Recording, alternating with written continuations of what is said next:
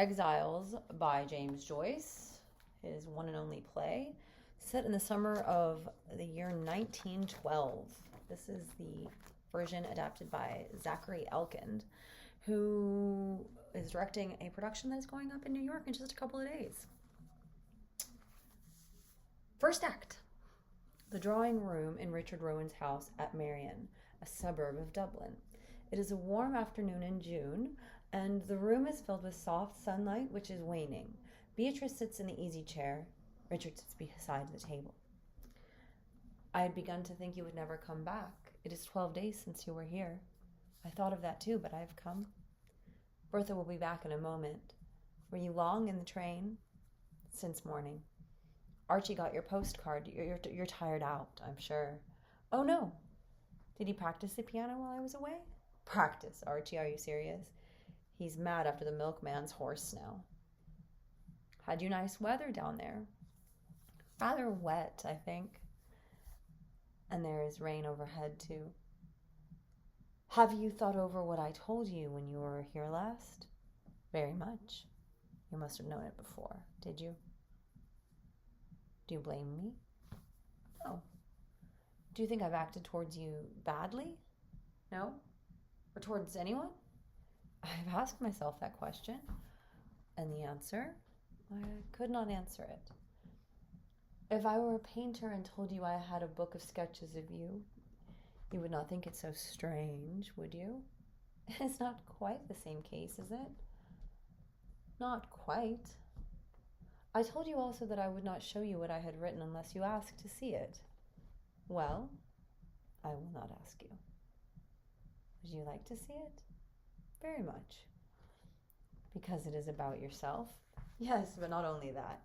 Because it is written by me? Yes, even if what you would find there is sometimes cruel. Though that is part of your mind, too. Then it is my mind that attracts you, is it? Why do you think I come here? Why? Many reasons. To give Archie lessons. We've known one another for so many years from childhood. Robert, you and I, haven't we? You've always been interested in me before I went away and while I was away. Then your letters to each other about my book. Then our letters to each other about my book. Now it is published. I'm here again. Perhaps you feel that some new thing is gathering in my brain. Perhaps you feel that you should know it. Is that the reason? No. Why then? Otherwise I could not see you. Otherwise you could not see me? I had better go. They are not coming back. Mr. Rowan, I must go. But you are running away. Remain. Tell me what your words mean. Are you afraid of me? Afraid? No. Have you confidence in me? Do you feel that you know me? It is hard to know anyone but oneself. Hard to know me. I sent you from Rome the chapters of my book as I wrote them, in letters for long 9 years. Well, 8 years. Yes, it was nearly a year before your first letter came.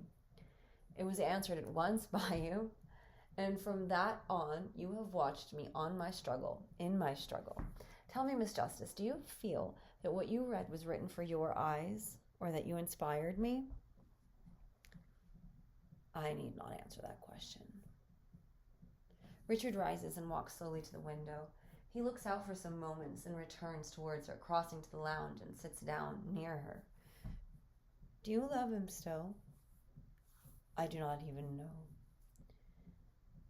It was that made me so reserved with you. Then, even though I felt your interest in me, even though I felt that I too was something in your life, you were. Yet that separated me from you. I was the third person, I felt. Your names were always spoken together, Robert and Beatrice, as long as I can remember. He told me of your secret engagement with him. He had no secrets from me, I suppose you know that. What happened between us is so long ago. I think you have not forgotten it. I thought, too, that after I'd gone... Did my going make you suffer? I always knew you would go someday. I did not suffer, only I was changed. And so a coldness began between you and I little by little. Is that it? No, not at once. And so a coldness began between you little by little. Is that it? No, not at once. I saw in him a pale reflection of you. Then that too faded.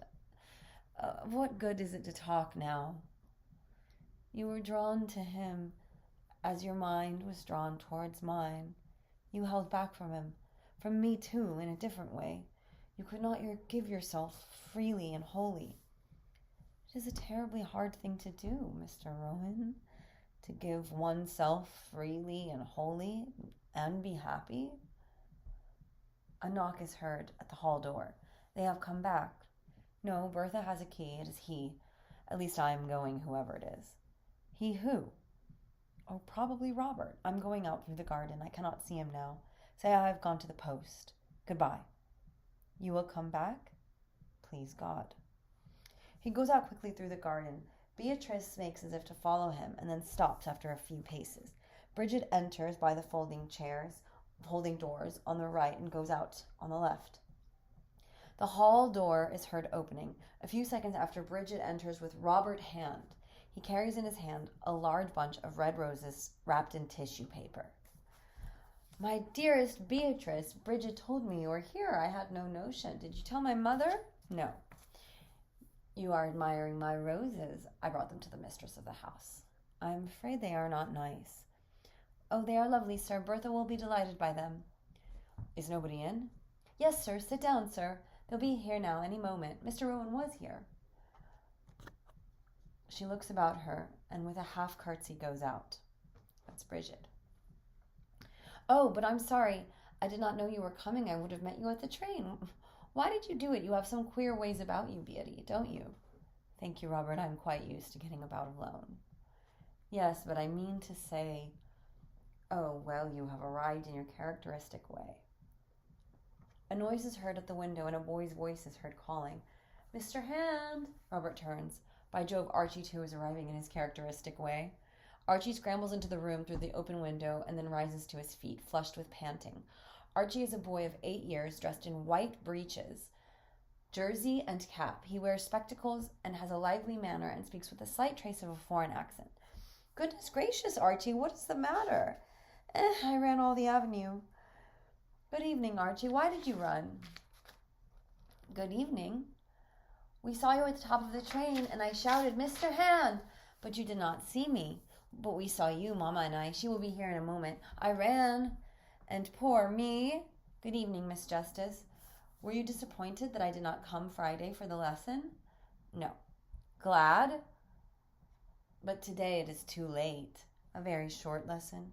Yes. But now you must study, Archie. Were you at the bath? Yes. Are you a good swimmer now? No, Mamma wouldn't let me into the deep place. Can you swim well, Mr. Hand? Splendidly. Like a stone.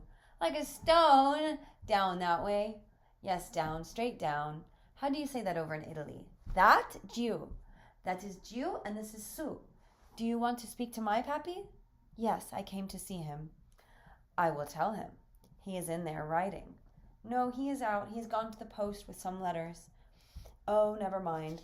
I will wait if he has only gone to the post. But Mamma is coming. Here she is. Good afternoon, Miss Justice. We thought you were still out of town. I should have announced her entrance. Archie runs out by the door. Beatrice walks slowly towards the Davenport.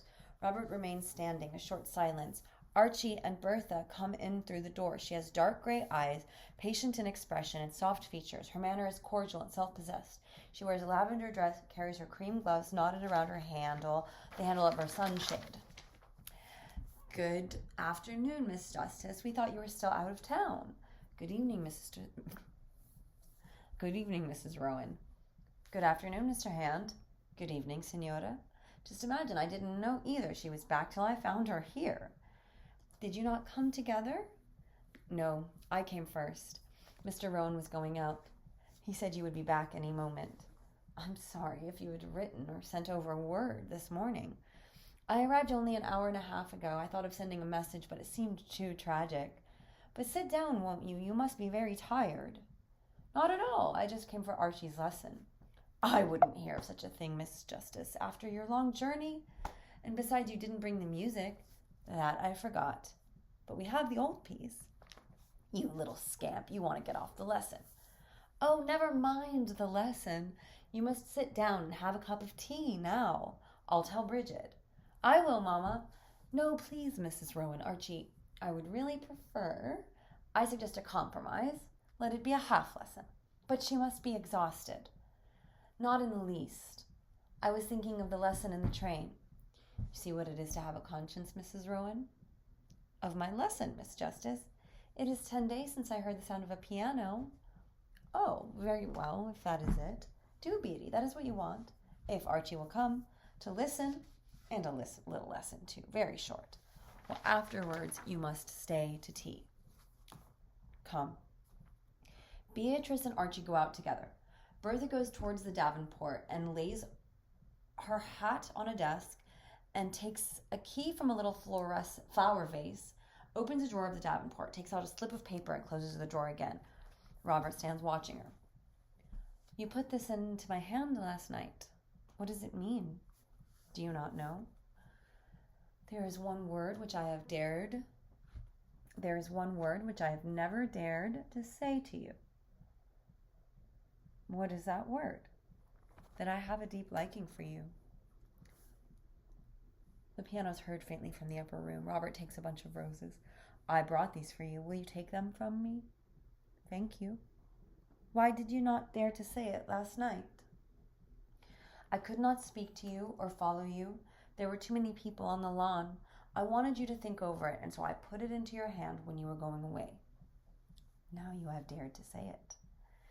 You passed. The avenue was dim with dusky light. I could see the dark green masses of the trees, and you passed beyond them. You were like the moon. Why like the moon? In that dress, with your slim body walking with little even steps, I saw the moon passing in the dusk till you passed and left my sight. Did you think of me last night? I think of you always, as something beautiful and distant. The moon or some deep music. And last night, which was I? I was awake half the night. I could hear your voice. I could see your face in the dark. Your eyes. I want to speak to you. Will you listen to me? May I speak? You may. Are you annoyed with me? No. I thought you were. You put away my poor flowers so quickly. Is this what you wish me to do with them?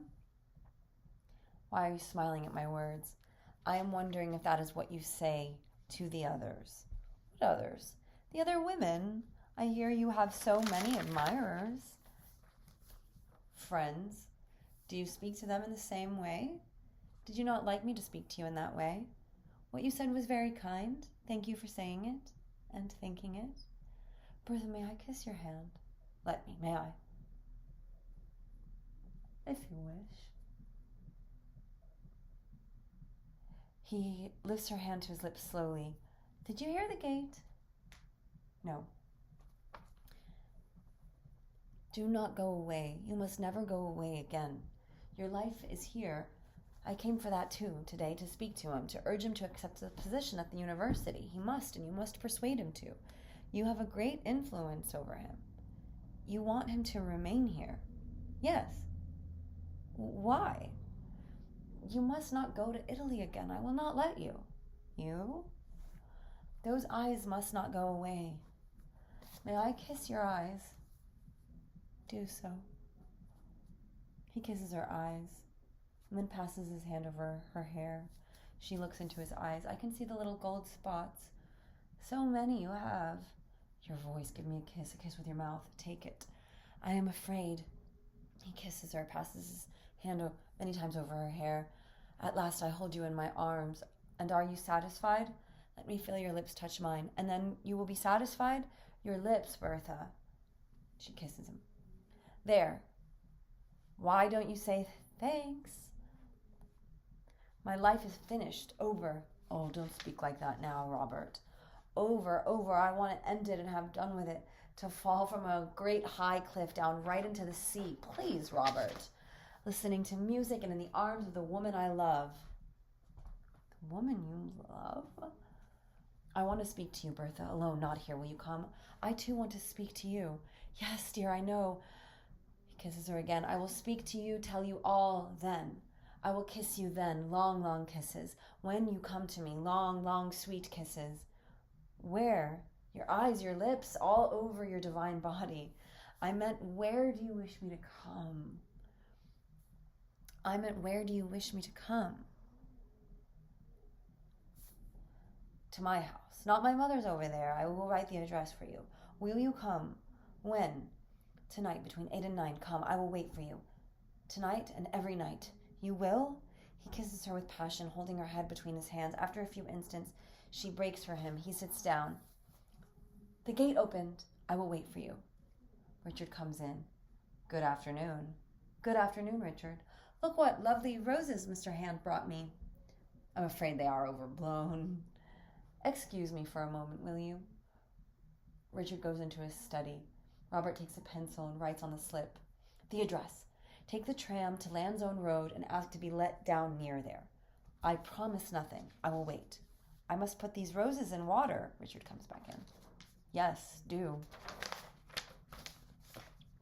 She stops for a moment at the Davenport, replaces the slip in the drawer, locks it and replaces the key, takes the roses, bows and goes out.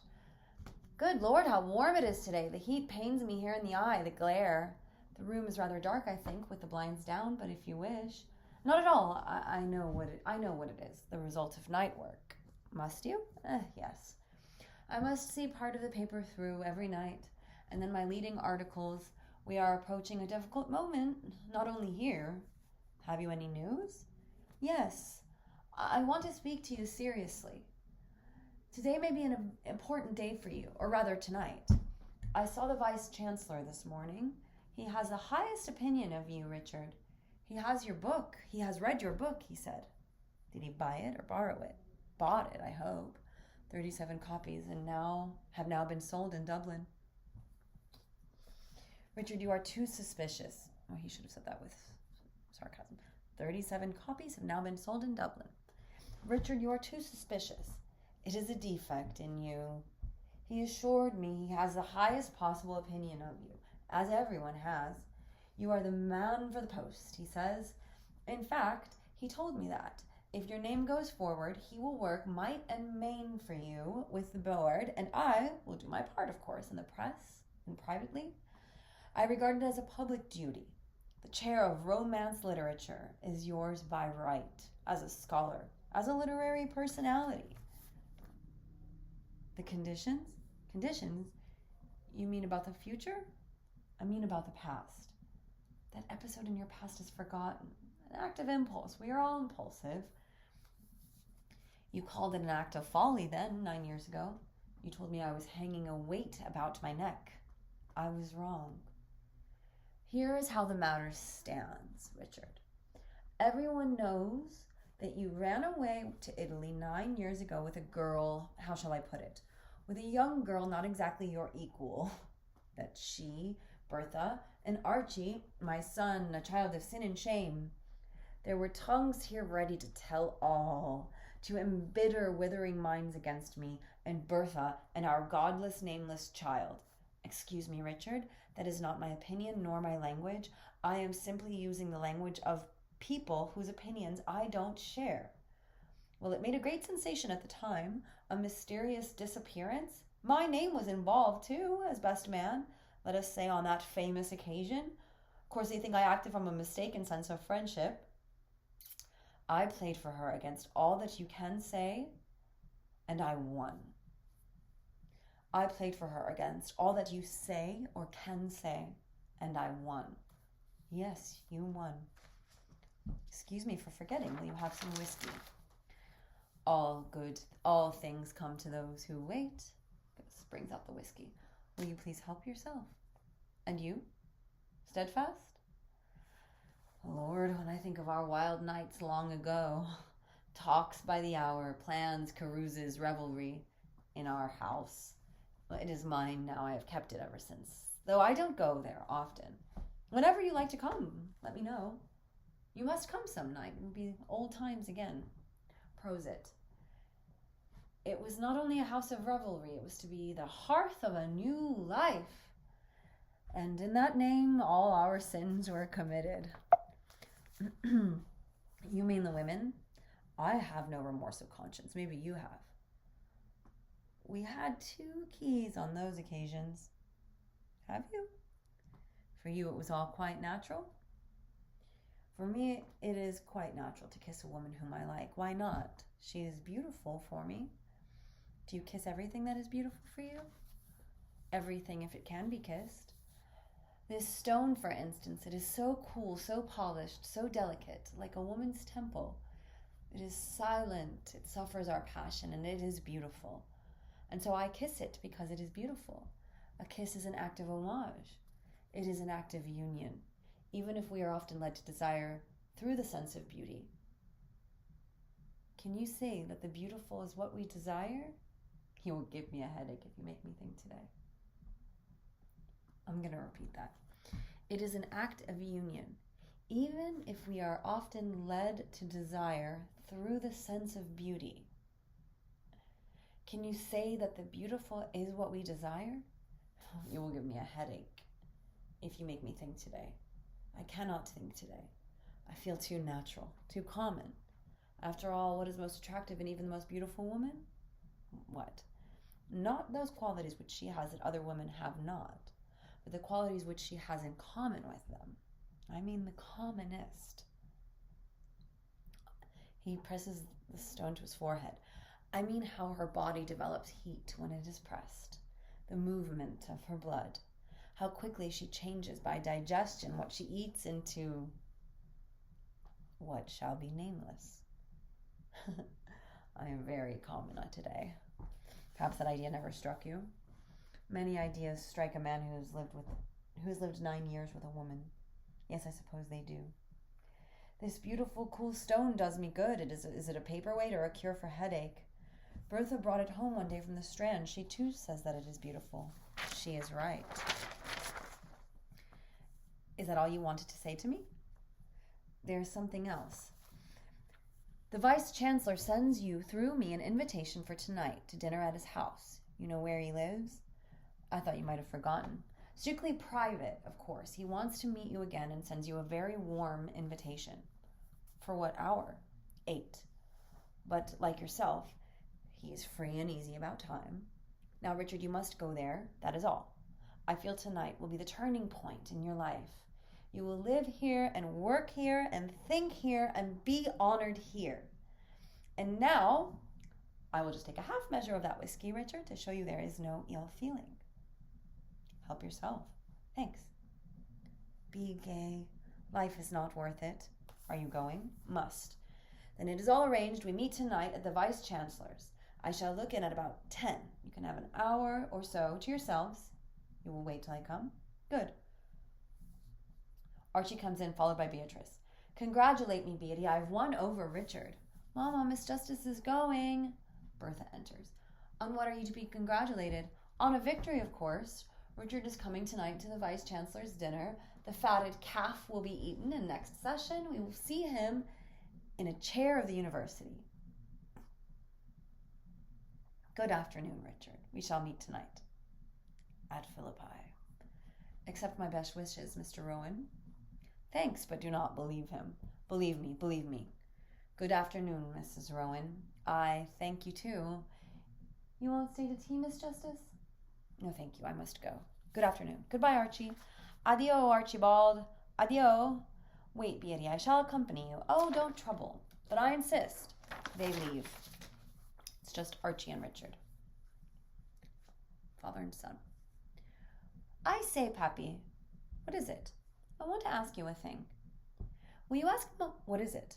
Will you ask Mamma to let me go out in the morning with the milkman? With the milkman? Yes, in the milk car. He says he will let me drive when we get onto the roads where there are no people. Can I go? Yes. Ask Mamma now, can I go? Will you? I will. He said he will show me the cows he has in the field. Do you want to know how many cows he has? How many? 11. 8 red and 3 white. But one is sick now. No, not sick, but it fell. Cows? Not bulls, because bulls give no milk. 11 cows.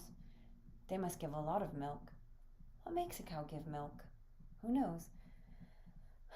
Do you understand what it is to give a thing? To give? Yes. While you have a thing, it can be taken from you. By robbers? Are there robbers here like in Rome? But when you give it, you have given it. No robber can take it from you. It is yours then forever when you have given it. It will always be yours to give. It will be yours always, that is, to give. Ask Mama now, she's coming. I will. No, sit there, puppy. You wait and ask her when she comes back. I won't be here. I'll be in the garden. Yes, go. Thanks. He runs out. Bertha enters. Well, he says he likes me. You showed him his note? Yes. I asked him what it meant. What did he say it meant? He said I must know. I said I had an idea. Then he told me he liked me very much, that I was beautiful, all that. Since when? Since when what? Since when did he say he liked you? Always, he said, but more since we came back from Italy. He said I was like the moon in this dress. Had you any words with him about me? The usual thing, not about you. He was very nervous. You saw that? Yes, I saw it. What else went on? He asked me to give him my hand. In marriage? No, only to hold. Did you? Yes. Then he caressed my hand and asked would I let him kiss it. I let him. Well, then he asked could he embrace me even once, and then he put his arm round me, and then he said I had beautiful eyes and asked could he kiss them. I said do so. And he did? Yes. First one and then the other. Tell me, Dick, does all this disturb you? Because I told you I don't want that. I think you are only pretending you don't mind. I don't mind. I know, dear, but I want to find out what he means or feels just as you do. Remember, you allowed me to go on. I told you the whole thing from the beginning. I know, dear. And then? He asked for a kiss. I said, take it. And then? He kissed me. Your mouth? Once or twice. Long kisses? Fairly long. Yes, the last time. With his lips or the other way? Yes, the last time. Did he ask you to kiss him? He did. Did you? I did. I kissed him. What way? Simply. Were you excited? Well, you can imagine. Not much. He has not nice lips. Still, I was excited, of course. But not like with you, Dick. Was he? Excited? Yes, I think he was. He sighed. He was dreadfully nervous. I see. Are you jealous? No. You are, Dick. I am not. Jealous of what? Because he kissed me? Is that all? Yes, that's all. Except that he asked me would I meet him. Out somewhere? No, in this house. In his house. Over there with his mother, is it? No, he has a house. He wrote the address for me. Our cottage? Here, she hands him the slip. He reads it. Yes, our cottage. Your? No, his. I call it ours. The cottage I told you about so often, that we had 2 keys for, he and I. It is his now. We used to hold our wild nights, talking, drinking, planning. At that time. Wild nights, yes. He and I together. And sometimes I alone. But not quite alone, I told you, remember. That place? Yes. What answer did you give? No answer. He said he would wait. Tonight? Every night, he said, between 8 and 9. And so I am to go tonight to interview the professor about the appointment I am to beg for. The interview is arranged for tonight by him, between 8 and 9. Curious, isn't it? The same hour. Very. Did he ask you had I any suspicion? No. Did he mention my name? No, not once. Not that I remember. Oh, yes, quite clear. What? A liar, a thief, and a fool. Quite clear, a common thief. What else? My great friend, a thief. Nothing else but a fool also. What are you going to do? Follow him, find him, tell him. A few words will do. Thief and fool. I see it all. Eh? The work of a devil. He? No, you. The work of a devil to turn him against me as you tried to turn my own child against me, only you did not succeed. Bertha, do not say things you will be sorry for. Everyone saw it. Whenever I tried to correct him for the least thing, you went on in your folly, speaking to him as if he were a grown-up man, ruining the poor child, or trying to. Then, of course, I was the cruel mother, and only you loved him. I never tried to do such a thing, Bertha. You know I cannot be severe with a child. Are you not glad my son is fond of me? Who taught him to be? Who taught him to run to meet you? Who told him you would bring him home toys when you were out on your rambles in the rain, forgetting all about him and me? I did. I taught him to love you. Yes, dear, I know it was you. And then you try to turn everyone against me. All is to be for you. I am to appear false and cruel to everyone except you, because you take advantage of my simplicity as you did the first time. You forget that I have allowed you complete liberty, and allow you it still. Liberty. Yes, complete, but he must know that I know I will speak to him quietly. Bertha, believe me, dear, it is not jealousy. You have complete liberty to do as you wish, you and he, but not in this way. He will not despise you. You don't wish to deceive me or pretend to deceive me with him, do you? No, I do not. Which of us two is the deceiver? Of us, you and me? He doesn't say one thing and do another. He is honest in his way. Oh, he is indeed the soul of honor. I know why you have allowed me what you call complete liberty. Why? To have complete liberty with that girl. Good God, you knew about this long time. I never hid it. You did. I thought it was a kind of friendship between you till we came back, and then I saw. So it is, Bertha. No, it is much more, and that is why you give me complete liberty. All those things you sit up at night to write about in there, about her, you call that friendship? Believe me, Bertha dear, believe me as I believe you. My God, I feel it, I know it. What else is between you but love? And that is why you allow him to go on. Of course, it doesn't affect you. You love her. Love. I cannot argue with you. You can't, because I'm right. Writing those long letters to her for years, and she to you for years, but since I came back, I understand it. Well, is it all wrong what I'm saying? Is it? No, not all. The tea is on the table, ma'am. Bridget enters. Very well. Is Archie in the garden? Yes. Call him in. Archie, you are to come into your tea. Bridget goes. Bertha takes the slip. Am I to go to this place? Do you want to go? I want to find out what he means. Am I to go? Why do you ask me? Decide yourself. Do you tell me to go? No. Do you forbid me to go? No. Come quickly, Archie. Your tea is waiting on you. Tell me not to go, and I will not. Decide yourself. Will you blame me then? No, I will not blame you. You are free. I cannot blame you. I did not deceive you. She goes out. Archie comes in. Archie. Well, did you ask her? What? Can I go? Yes. In the morning? She said yes? Yes. In the morning. End of Act 1. I think I'm better led this way. We're getting into the second act. A room in Robert Hand's cottage at Ranelagh. Robert is, I'm trying to think how that would be pronounced in Irish. Ranelagh. Robert is seated at the piano. A knock is heard at the door. He rises. Bertha! Hurries out. Noise of confused greeting. After a few moments, Robert enters with Richard, who holds an umbrella. First of all, let me put these aside. Here you are. You are lucky to find me in. Why didn't you tell me today? You were always a devil for surprises. I was just wondering how you and the Vice-Chancellor were getting on together. But are you going in that suit? Oh, well, it doesn't make much odds, I suppose. But how goes the time? 8:20 already, I declare. Have you an appointment? Suspicious to the last. Then I may sit down? Of course. For a few minutes, anyhow. Then we can both go on together. We are not bound for time. Between 8 and 9, he said, didn't he? What time is it, I wonder? Oh, 8:20, yes. Your appointment also was for the same hour. Here. What appointment? With Bertha? Are you mad? Are you? Who told you? She. Yes, I must have been mad. Listen to me, Richard.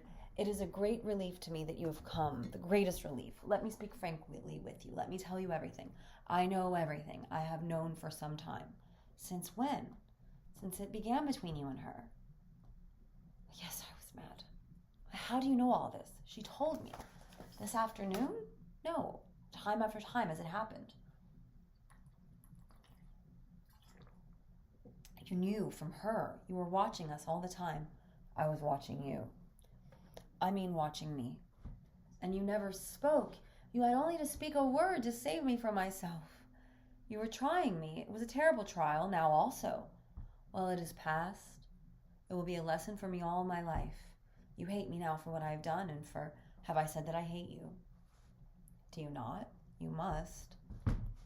Even if Bertha had not told me, I should have known. Did you not see that when I came in this afternoon? I went into my study suddenly for a moment. You did, I remember. To give you time to recover yourself. It made me sad to see your eyes, and the roses too. I cannot say why, a great mass of overblown roses. I thought I had to give them. Was that strange? Too many perhaps, or too old, or common. That was why I did not hate you. The whole thing made me sad all at once. And she too was trying me, making an experiment with me for your sake. You know women better than I do. She says she felt pity for you. What a lesson. Richard, I cannot tell you what a relief it is to me that you have spoken, that the danger is past. Yes. Because there was some danger for you too, I think. Was there not? What danger? I don't know. I mean, if you had not spoken, if you had watched and waited on until I had come to like her more and more, to like her deeply, to love her. Would you have spoken to me then as you have just now? It would have been different, Richard, would it not? For then it might have been too late, while it is not too late now. What could I have said then? I could have said only, you are my friend, my dear good friend. I am very sorry, but I love her, and I will take her from you, however I can, because I love her. This is the language I have heard often and never believed in. Do you mean by stealth or by violence? Stealth you could not, in my house, because the doors were open. Nor take by violence if there was no resistance. If there were no resistance. Do you think you have rights over her? Over her heart? None. For what you have done for her? So much. You claim nothing? Nothing. What am I saying, or what am I thinking? I wish you would upbraid me, curse me, hate me as I deserve. You love this woman. And that is why I too was drawn to her. You are so strong that you attract me, even through her. I am weak. You, Richard, you are the incarnation of strength. Feel these hands. Yes, mine are stronger, but I meant strength of another kind. I am afraid that longing to possess a woman is not love. No man hath ever yet lived on this earth who did not long to possess. To possess in the flesh, the woman whom he loves. It is nature's law. What is that to me? Did I vote for it? But if you love, what else is it? To wish her well. But the passion which burns us night and day to possess her, you feel it as I do, and it is not what you said now. Have you the luminous certitude that yours is the brain in contact with which she must think and understand, and that yours is the body in contact with which her body must feel? Have you this certitude in yourself? Have you? Once I had it, Robert, a certitude as luminous as that of my own existence, or an illusion as luminous. And now, if you had it and I could feel that you had it, even now, what would you do? Go away. You and not I would be necessary to her, alone as I was before I met her. I feel in my heart something different. I believe that on that last day, if it ever comes, when we are all assembled together, the Almighty will speak to us like this. We will say that we lived chastely with one other creature, lie to him, or that we tried to. And he will say to us, fools, who told you that you were to give freely yourselves to only one being? You were made to give yourselves to many freely. I wrote that law with my finger on your hearts. On women's hearts too? Yes. May I ask you a question? You may. Has it never happened to you in these years, when you were away from her perhaps, or traveling, to betray her with another? Betray her, not in love, carnally, Has that never happened? It has. And what did you do? I remember the first time I came home. It was night. My house was silent. My little son was sleeping in his cot. She, too, was asleep. I wakened her from sleep and told her. I cried beside her bed, and I pierced her heart. Oh, Richard, why did you do that? Betray her? No, but tell her, wake her from her sleep to tell her. Have you thought that it is perhaps now at this moment that I am neglecting her? I may be silent now, and she may yield to you at last, wholly and many times. It will never be like that, Richard, be sure of that. I care very little whether it is or not, because there is something I fear much more. You fear? I disbelieve you, Richard. Listen, she is dead. She lies on my bed. I look at her body, which I betrayed grossly and many times, and loved too, and wept over. And I know that her body was always mine to give. To me only she gave. Makes me emotional. Do not suffer, Richard. There is no need. She is loyal to you, body and soul. Why do you fear? Not that I fear. Not that fear.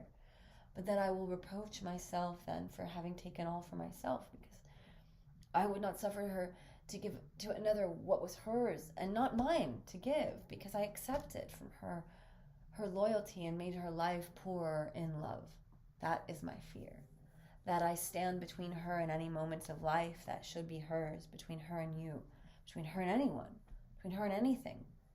I will not do it. I cannot and I will not. I dare not. Look here, Richard.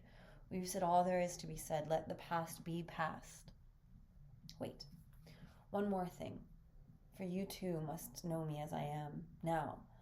I told you that when I saw your eyes this afternoon, I felt sad. At that moment, I felt our whole life together in the past. And I longed to put my arm around your neck. It is noble of you, Richard, to forgive me like this. No, not noble. Because in the very core of my ignoble heart, I long to be betrayed by her, by you, and by her. In the dark, in the night, secretly, meanly, craftily. By you, my best friend, and by her. I longed for that passionately and ignobly, to be dishonored, forever in love and in lust, to be enough. But no, go on. From pride and from ignoble longing and from a motive deeper still. I understand you. My friendship for you has laid bonds on me. Like bonds, apparently. I acted in the dark secretly. I will do so no longer. Have you the courage to allow me to act freely? Free yourself. What does this mean? Bertha, evidently. Did you not ask her to come? Yes, but then I am going, Richard. No, I am going. You have asked her to meet you here tonight and alone. Solve the question between you. I shall wait in the garden. Explain to her, Richard, as best you can. I cannot see her now. I shall go, I tell you. Wait out there if you wish. An umbrella. Oh. Bertha enters. Robert exits to the garden. Robert exits first, and then Bertha and Richard come back in together. Is this the place? Yes, it is. Was he not waiting? Has he gone away? He was waiting out there. He was waiting when I came. You see, you came after all. Do you think I would not? I knew you could not remain away. You see, after all, you are like all other men. You had to come. You are jealous like the others. You seem annoyed to find me here. Does he hate me? I cannot read his heart. Would have been enough to have told him you knew I was here. Now I can find out nothing. He hates me. He's right to hate me. I have treated him badly, shamefully. Bertha, look at me. Well, I cannot read in your heart either. You could not remain away. Do you not trust me? You can see I am quite calm. I could have hidden it all from you. I doubt that. Oh, easily if I had wanted to. Perhaps you are sorry now that you did not. Perhaps I am. What a fool you were to tell me. It would have been so nice if you'd kept it secret. As you do. No. As I do, yes. Goodbye for a while. Are you going? Naturally, my part is ended here. To her, I suppose. What? Her ladyship. I suppose it is all planned so that you may have a good opportunity to meet her and have an intellectual conversation. You don't believe a word of what you say. Great respect for me she has. Why did you not ask her to come away with you 9 years ago? You know why, Bertha. Ask yourself. Yes, I know why. You knew the answer you would get. That is why. That is not why. I did not even ask you. Yes, you knew I would go, asked or not. Bertha, I accept what is to be. I have trusted you. I will trust you still. To have that against me, to leave me then. Why do you not defend me then against him? Why do you go away from me now without a word? My God. Dick, my God, tell me what it is you wish me to do.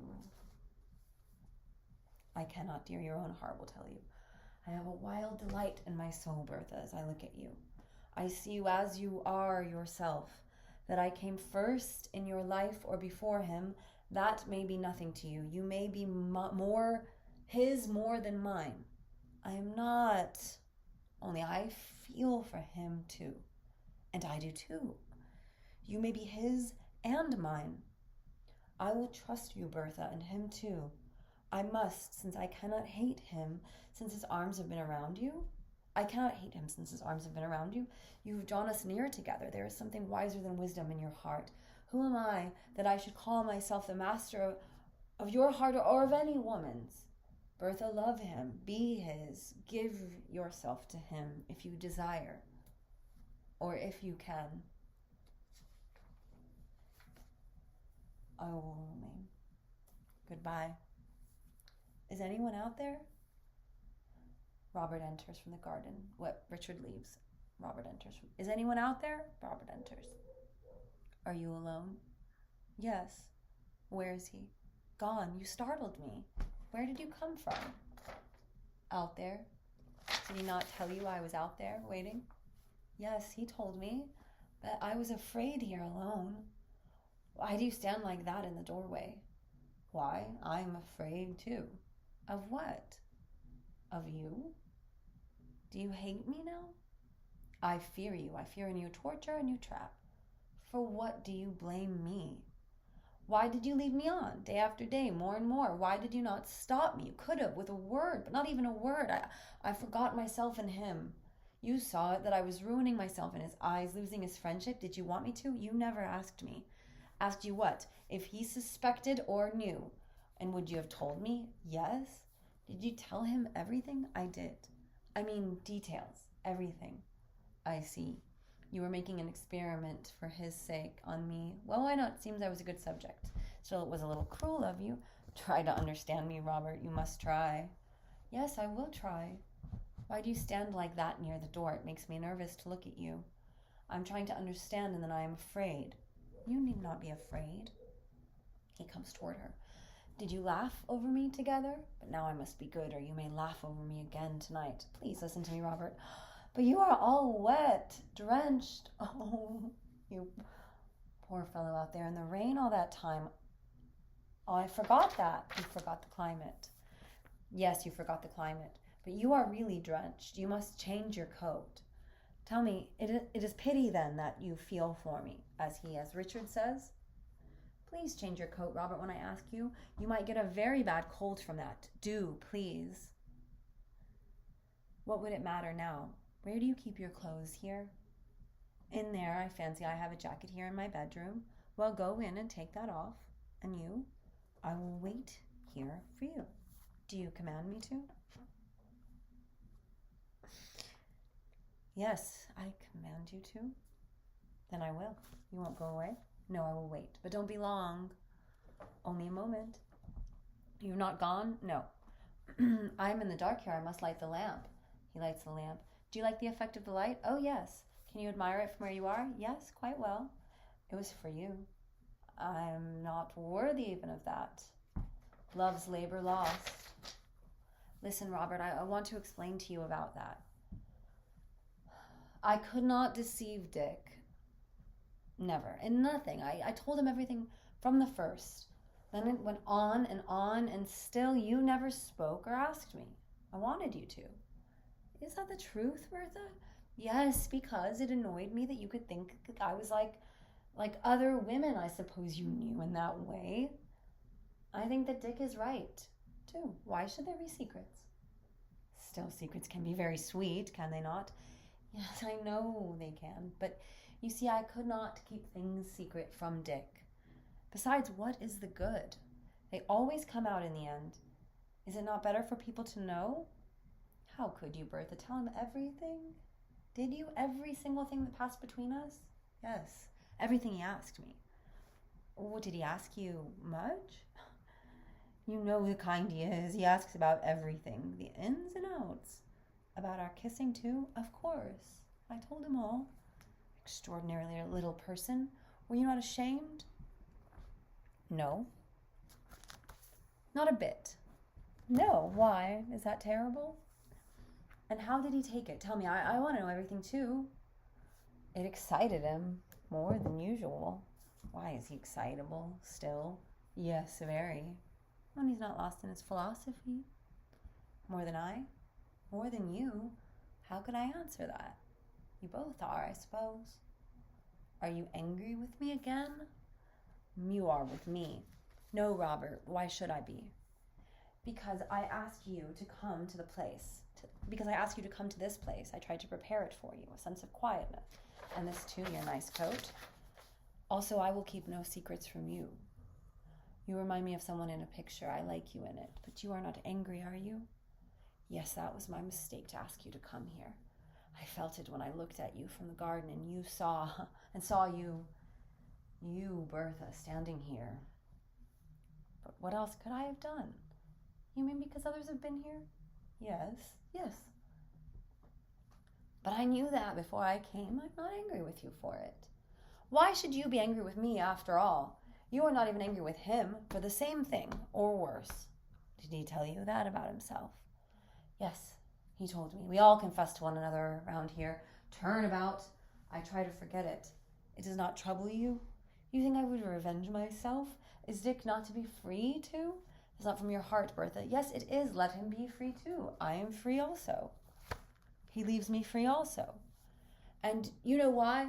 And understand and like it, and you want to be, and it makes you happy and has made you happy always. This gift of freedom which he gave you 9 years ago. But why do you ask me such a lot of questions? Past is past, Robert, and I think I ought to go now. It is 9 almost. No, not yet. There is one confession more, and we have the right to speak. Yes, Robert, I know that you like me. You need not tell me. You need not confess any more tonight. The wind is rising. I will close the door. No, it is raining still. It was only a gust of wind. Tell me if the air is too cold for you. I will close it. No, I am not cold. Besides, I am going now, Robert. I must. No. There is no must now. We were left here for this. And you are wrong, Bertha. The past is not the past. It is present here now. My feeling for you is the same now as it was then. But you never... No, because you had chosen him. I saw that. I saw it on the first night we met, we 3 together. Why did you choose him? Is that not love? And every night when we two, he and I, came to that corner to meet you, I saw it and felt it. You remember that corner, Bertha? Yes. And when you and he went away for your walk and I went along the street alone, I felt it. And when he spoke to me about you and told me he was going away, then most of all. Why then most of all? Because it was then that I was guilty of my first treason towards him. Robert, what are you saying? Your first treason against Dick, and not my last. He spoke of you and himself, of how your life would be together, free and all that. Free, yes. And he did not even ask you to go with him, and you went all the same. I wanted to be with him. I advised him to go alone, not to take you with him, to live alone in order to see if what he felt for you was a passing thing which might ruin your happiness and his career.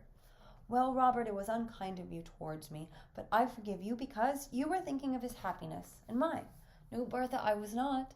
And that was my treason. I was thinking of myself, that you might turn from him when we had gone, and he from you. Then I would have offered you myself. He did not take your advice. No. And the night you ran away together, oh, how happy I was. But why did you choose him? Did you not like me at all? Yes, I liked you because you were his friend. We often spoke about you. often and often. Every time you wrote or sent papers or books to Dick, and I like you still, Robert. I never forgot you. Nor I you. I knew I would see you again. I knew it the night you went away, that you would come back. And that was why I wrote and worked to see you again here. And here I am. You were right. 9 years, 9 times more beautiful. But am I? What do you see in me? A strange and beautiful lady. Oh, please don't call me such a thing. But do you not know that you are a beautiful human being? Do you not know that you have a beautiful body, beautiful and young? Someday I will be old. I cannot imagine it. Tonight you are young and beautiful. Tonight you have come back to me. Who knows what will be tomorrow? I may never see you again or never see you as I do now. Would you suffer? This room and this hour were made for your coming. When you have gone, all is gone. He knows we like each other. Is there any harm then? No, there is no harm. Why should we not? Are you sure? I am sure that no law made by man is sacred before the impulse of passion. Who made us for one only? It is a crime against our own being if we are so. Listen. What? The rain falling, the summer rain on earth, night rain, the darkness and warmth and flood of passion tonight. The earth is loved, loved and possessed. Hush. Nothing, nobody, we are alone. He turns down the light. Are you happy? Tell me. I'm going now, Robert. It is very late. Be satisfied. Not yet, not yet. Tell me, do you love me a little? I like you, Robert. I think you are good. Are you satisfied? Do not go, Bertha. There is time still. Do you love me, too? I've waited a long time. Do you love us both? Him and also me? Do you, Bertha? End of Act 2. Getting kind of dark out there. Okay, Act 3, baby. Let's freaking do this. Big Bertha's act. The drawing room of Richard Rowan's house at Marion. It is early in the morning of the next day. Bertha sits beside the window looking out between the curtains.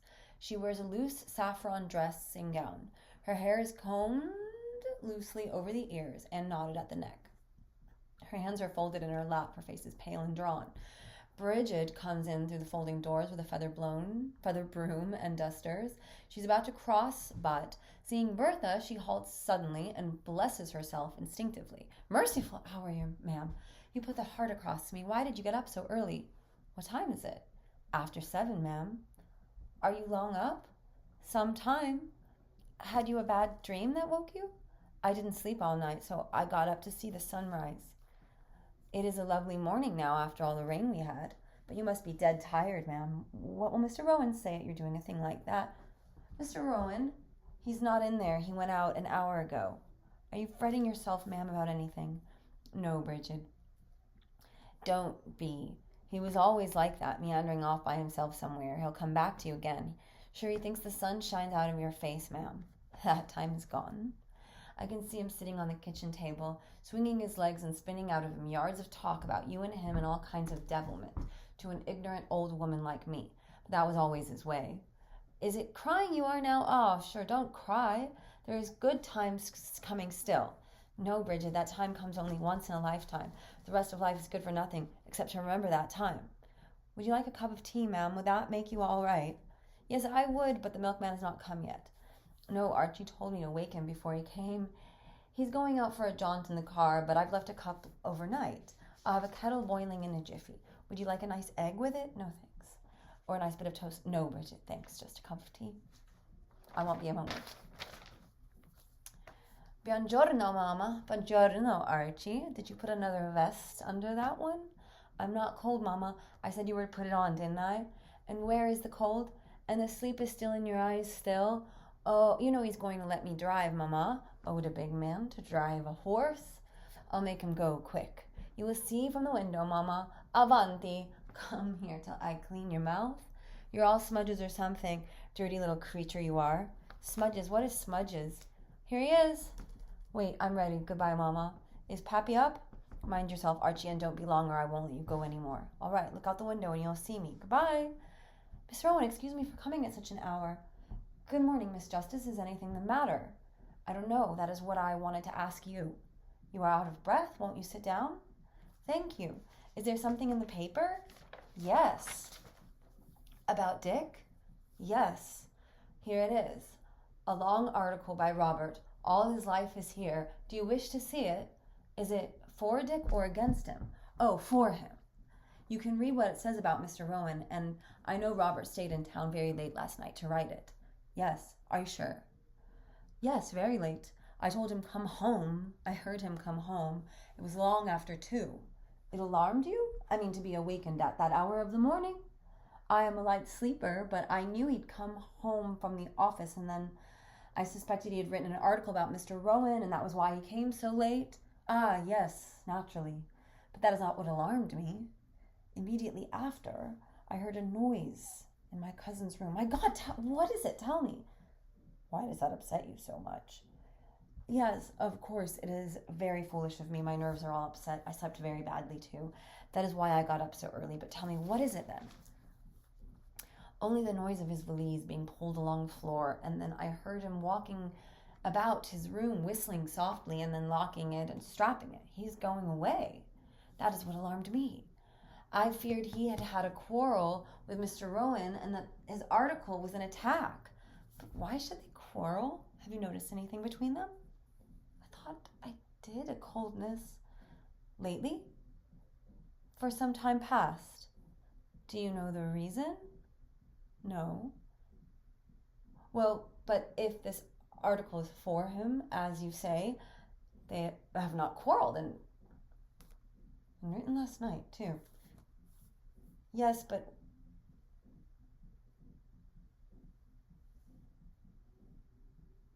would you be sorry? I would be very sorry. It looks as if it was you, Miss Justice, who brought my husband back from Italy. I, Mrs. Rowan. Yes, you. Yes, you. By your letters to him, and then by speaking to Robert. Do you not think you are the person who brought him back? No, I could not think that. You know that my husband is writing very much since he came back. Is he? Did you not know? He passes the greater part of the night in there, writing, night after night, in his study or bedroom, you may call it what you please, for he sleeps in there too, on a sofa.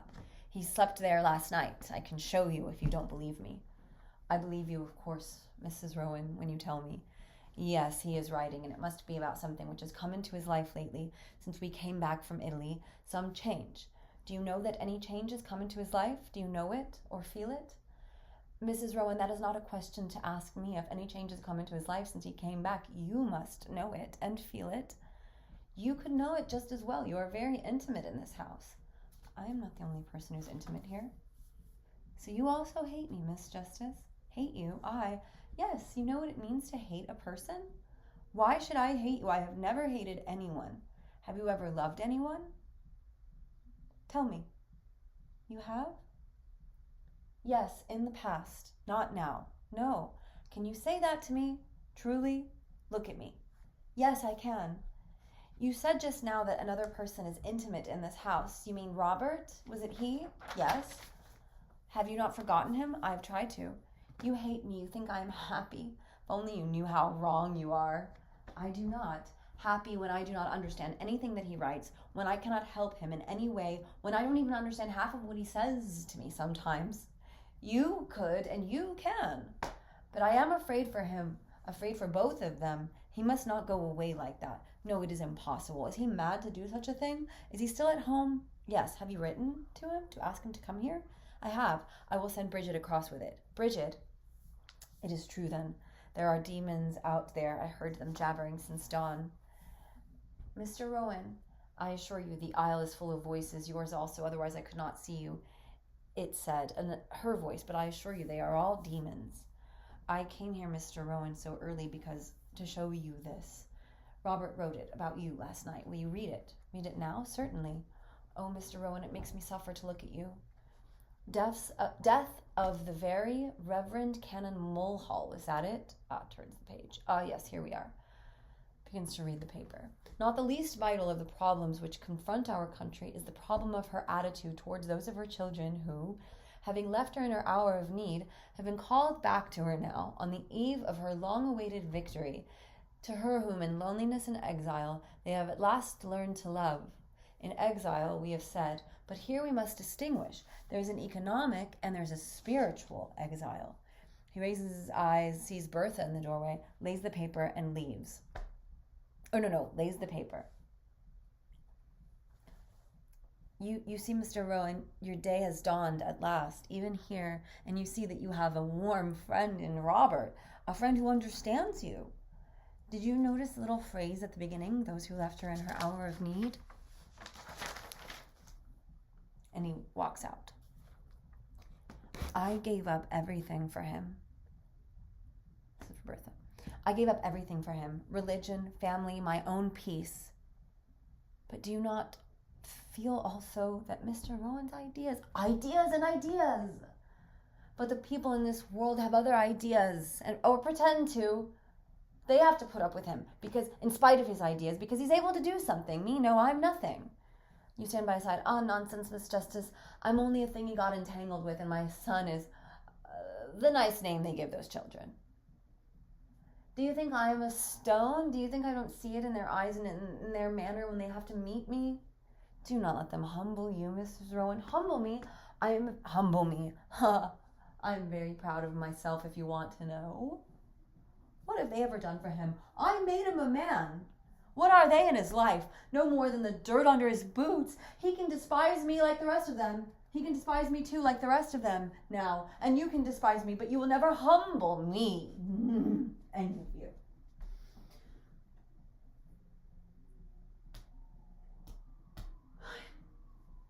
I am in such suffering. Excuse me if I was rude. Sorry, I'm getting taken over by the performance. Excuse me if I was rude. I want us to be friends. Will you? Gladly.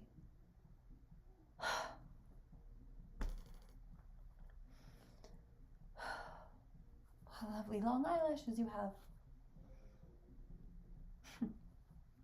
And your eyes have such a sad expression. I see very little with them. They are very weak, but beautiful.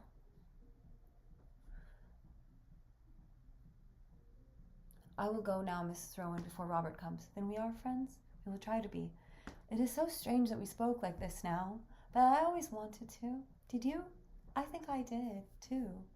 Even in Rome, when I went out for a walk with Archie, I used to think about you, what you were like, because I knew about you from Dick. I used to look at different persons coming out of churches or going by in carriages and think that perhaps they were like you. Really? I will see you to the gate. Dick. Well, you've not spoken to me. I have nothing to say, have you? Do you not wish to know about what happened last night? That I will never know. I will tell you if you ask me. You will tell me, but I will never know. I will tell you the truth, Dick, as I always told you. I never lied to you. Yes, the truth, but I will never know, I tell you. Why, then, did you leave me last night, in your hour of need? You urged me to do it. Not because you loved me. To have it always to throw against me. To make me humble before you, as you always did. To be free yourself. With her.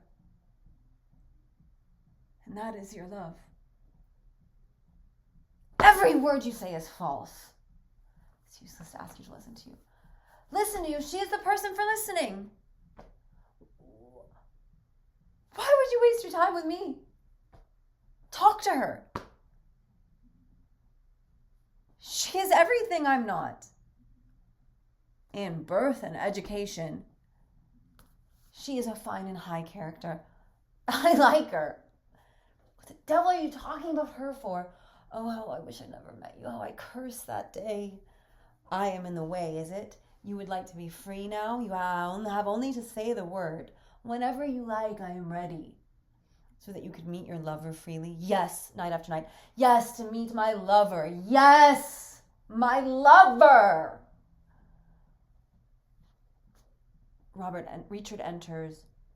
Oh, wait, no, sorry. Bertha, you are free. Don't touch me. You are a stranger to me. You do not understand anything in me, not one thing in my heart or soul. A stranger. I am living with a stranger. A knock is heard at the door. Bertha dries her eyes. Richard exits. Robert enters. You sent for me? Yes. Are you mad to think of going away like that without even coming here, without saying anything? What I have to say, I said here. When did you write it? Last night, after I went away? To be quite accurate, I wrote a part of it in my mind before you went away. The rest, the worst part, I wrote after, much later. And you could write last night. I am a well-trained animal. I passed a long wandering night after, in my office, in a nightclub, in the streets, in my room. Your image was always before my eyes. Your hand in my hand. Bertha, I will never forget last night. Why do you not look at me? May I not touch you? Dick is in there. In that case, children, be good. Where are you going? To foreign parts, that is to my cousin's. He has a nice country place. The air is mild.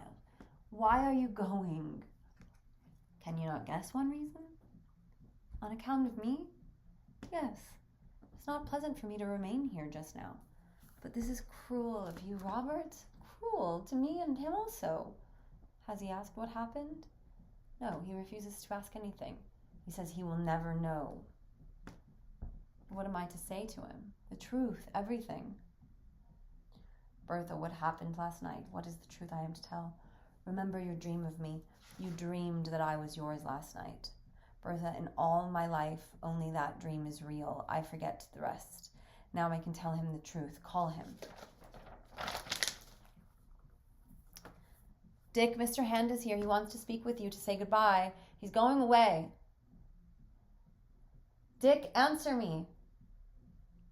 Richard comes out from the study. I thank you for your kind article about me. Is it true that you have come to say goodbye? There's nothing to thank me for, Richard. Now and always I am your friend, now more than ever before. Do you believe me, Richard? Bertha leaves. I will tell you the truth, Richard. Are you listening? What then do you wish me to believe? I wish you to believe that I failed. That Bertha is yours now, as she was 9 years ago, when we met her first. Do you want to know what I did? No. I came home at once. Did you hear Bertha return? No. I wrote all night and then thought. Let me in, please, will you? It's Archie. Perhaps there, Richard, is the freedom we seek. You in one way, I in another. In him and not in us. Perhaps. Perhaps. I would say almost surely. If what? If he were mine. Archie enters. Good morning, Mr. Hand. Buongiorno, Babbo. Buongiorno, Archie. And where were you, my young gentleman? Out with the milkman? I drove the horse. I'm very hungry. Richard, goodbye to our next meeting. Goodbye. Bertha enters.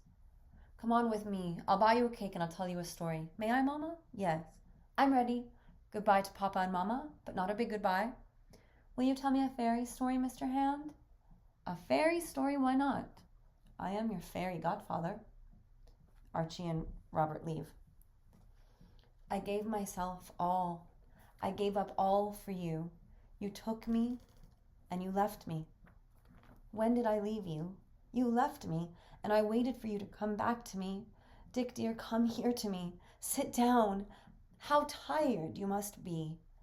Yes, dear, I waited for you. Heavens, what I suffered then, when we lived in Rome. Do you remember the terrace of our house? Yes. I used to sit there waiting with the poor child with his toys, waiting till he got sleepy. I could see all the roofs of the city. And the river, the Tevere, what is its name? The Tiber. It was lovely, Dick, only I was so sad. I was alone, Dick, forgotten by you and by all. I felt my life was ended. It had not begun.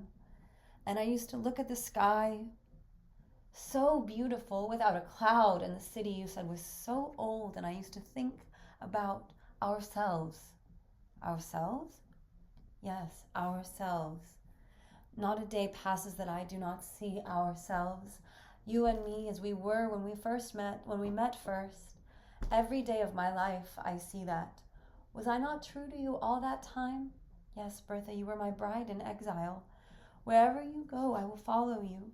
If you wish to go away now, I will go with you. I will remain. It is too soon yet to despair. It is not true that I want to drive everyone from you. I wanted to bring you close together, you and him. Speak to me, speak out all your heart to me, what you feel and what you suffer. I am wounded, Bertha. How wounded, dear? Explain to me what you mean. I will try to understand everything you say. In what way are you wounded? I have a deep, deep wound of doubt in my soul. Doubt of me? Yes. I am yours.